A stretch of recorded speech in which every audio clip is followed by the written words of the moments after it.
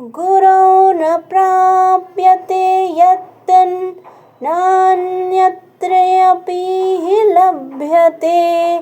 गुरुप्रसादात् सर्वतपोन्यत्येव न संशयः।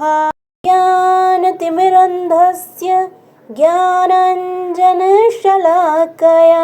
चक्षुरुन्मीलितं येन तस्मै श्रीगुरुवे नमः। गुकारस्त्वन्धकारस्तु ऋकारस्तेज उच्यते। अन्धकारनिरोधत्वात् गुरु इत्यभिधीयते। देवोरुष्टे गुरुस्त्राता गुरुरुष्टे न कश्चनः। गुरुस्त्राता गुरुस्त्राता गुरुस्त्राता न संशयः।